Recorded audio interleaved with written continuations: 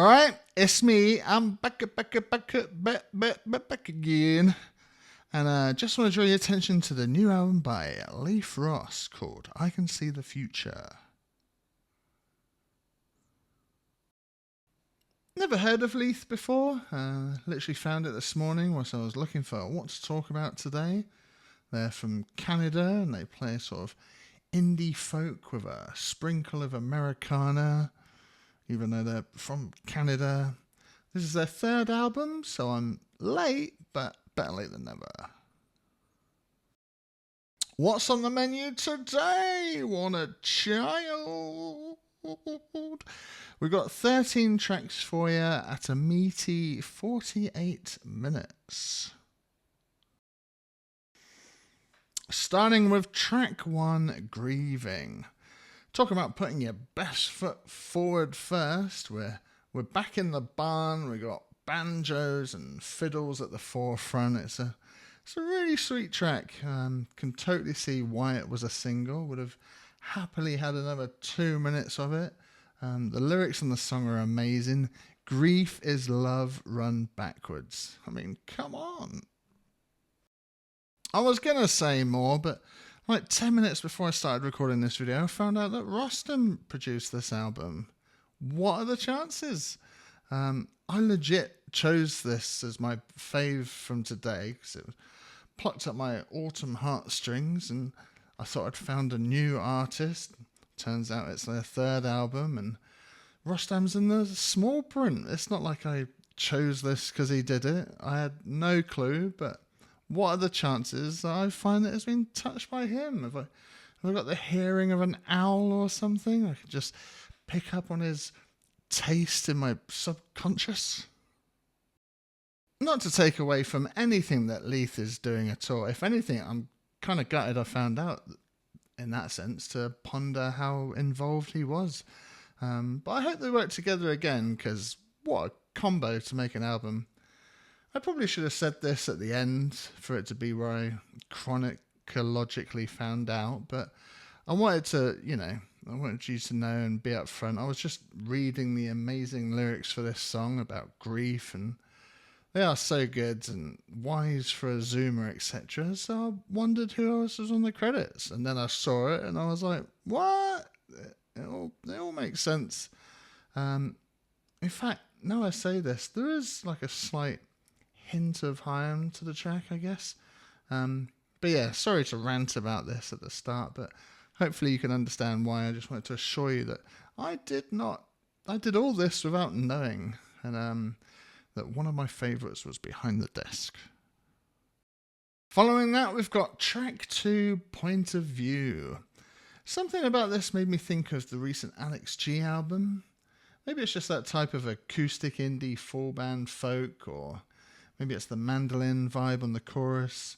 But it's another gorgeous track with some big slow drums and close warm bass, but it's bright and summery and you could have stuck some birds in the distance. The more I listened to it, the more I loved it. I know I'm dancing about architecture, but you just have to hear the melody on the chorus to see why I'm raving about it. It's just so well written and made, and there's not a dull single second on it.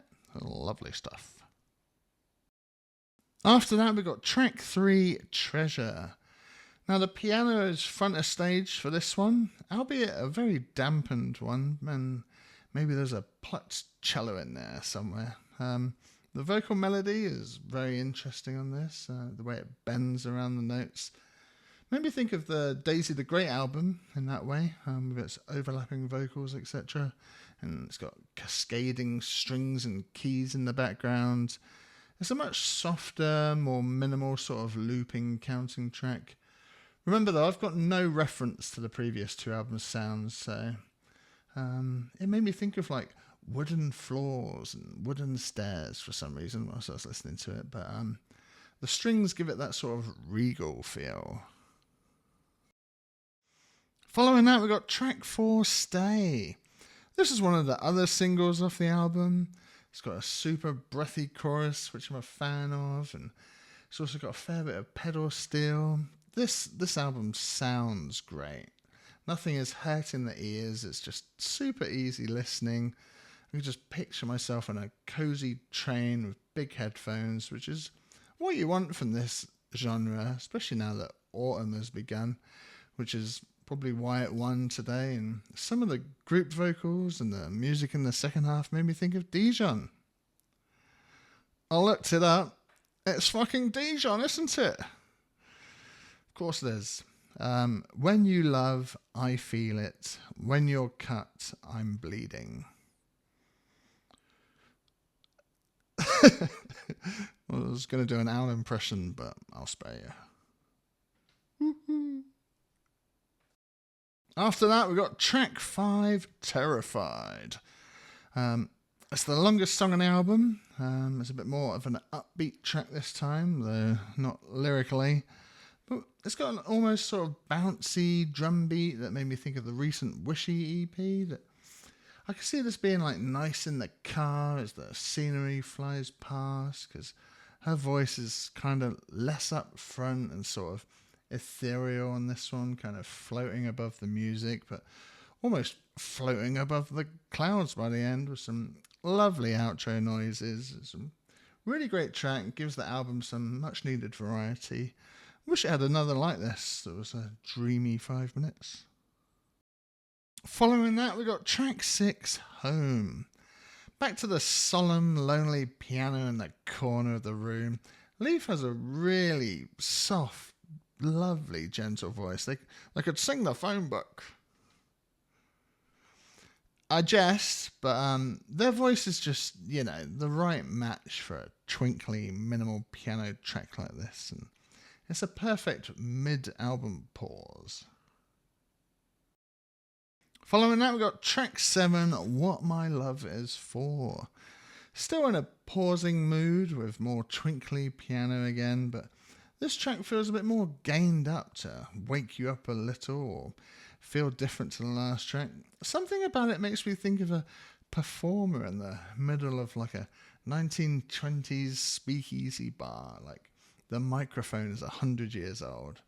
It's got lots of shimmering harps, etc. It's a distant grandmother's dream. After that, it's going to be an issue in the winter, isn't it? I'm talking about my lips. I'm talking to myself. After that, we got track 8, I Love Watching You Eat Dinner.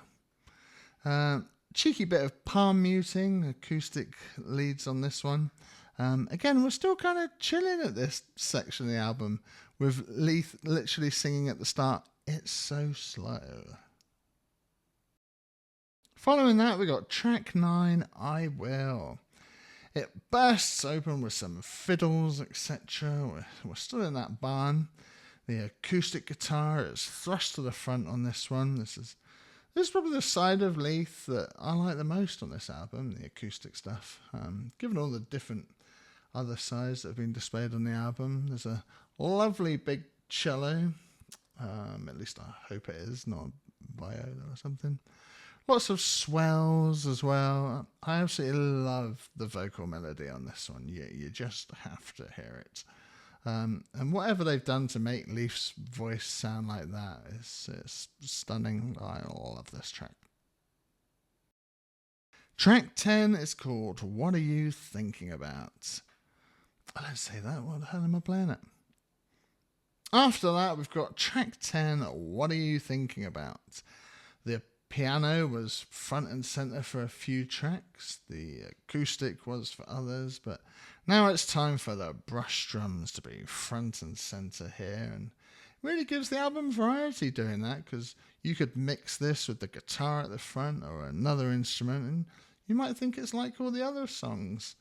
But ignoring that, this turns out to be a very smooth jazz track. Has an amazing breathy saxophone solo in the second half that just oozes a sort of dark jazz art cocktail bar in the early evening. And then we've got track 11, Alone. One could say this track is bass-led. It made me think of Pinback. If any of you Zoomers have heard of Pinback, it's very dry compared to some of the other tracks. You feel like you're in the same room with them in front of the 8-track, and then all of a sudden it absolutely kicks in and surges and erupts and expands, and reminded me of the last track on the Days of the Great album in that sense. It's incredible stuff. Following that, we've got track 12, Grieving Reprise. This is where we get a stripped down version of the big song from the start. Feels like ages since I've seen a reprise on the same album. Seems like such an old school thing to do. Maybe something probably should have been on the deluxe of the album, as I don't think this version is better than the one already on the album. And then we've got track 13, I Can See the Future. It's the last song on the album, it's the title track, it was the middle of the singles, etc. It's a bit random, especially following the reprise or reprise. But it's very upbeat, so I got my wish from Terrified back there, but it's oddly short for a final track. I'd have swapped its position for Alone in its current state, or just riffed on the outro for a few more minutes or something. It's very nice. It's just felt like an odd way to end the album. It's like Terrified and this are from a different album. Great, but it's just a bit out of place. I doubt you're going to hear a nicer, softer, gentler, calmer album this September. And that is why it is my album of the week. So that's it. A chill one. If you like previous indie folk albums that I've talked about on this channel, I'm sure you will really like this one as well. So check it out. No idea who it's going to be next week either. So until then, you'll have to tune in to find out. And until then, peace. Peace. Bye.